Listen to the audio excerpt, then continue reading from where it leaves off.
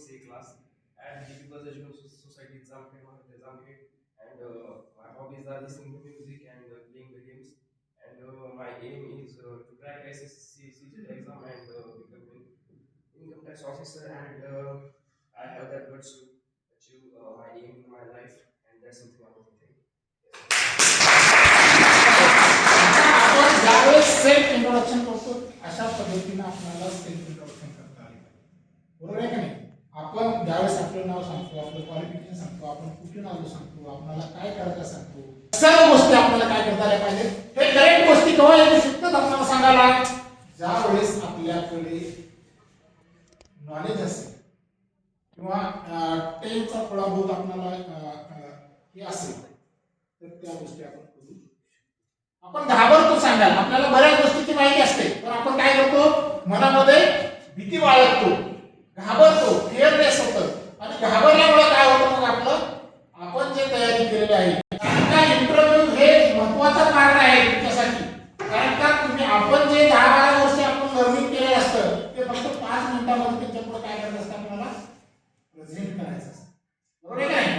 त्या 5 मिनिटांमध्ये फक्त आपल्याला यायचं किंवा नाही, यस किंवा नो हे सुद्धा आपण काय करू शकतात त्या 5 मिनिटांमध्ये आपल्याला ठरवलं जातं. आणि त्यासाठी आपला इंटरव्ह्यू हे चांगला गेला पाहिजे हे प्रत्येकाला वाटतं.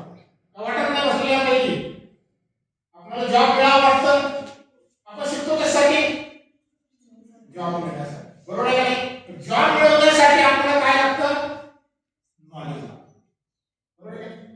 ते नॉलेज हे आपल्याकडे बायलिंग्वल असलं पाहिजे किंवा आपल्या ज्या भाषा आहेत मराठी, हिंदी आणि इंग्लिश, शक्यतो कंपनीमध्ये 2 भाषा चांगल्या चालतात, हिंदी आणि इंग्लिश बरोबर आहे का नाही.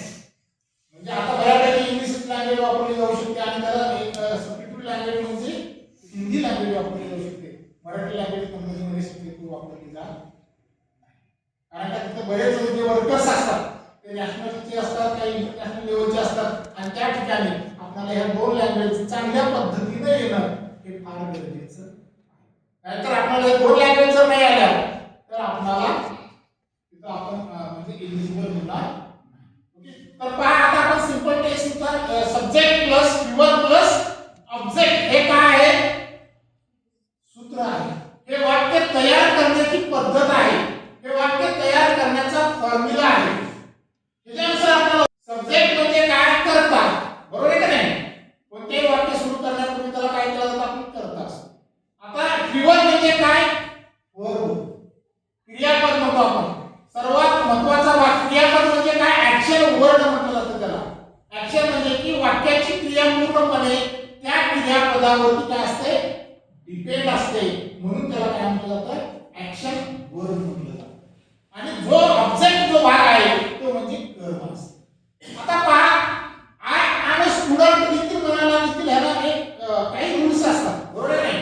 आता I am a student, I काय आहे, कर्ता आहे बरोबर आहे. आय हे काय आहे, वर्ब आहे. आणि स्टुडंट हे काय आहे, ऑब्जेक्ट आहे. हे वाक्य आता कोणत्या टेन्स आहे,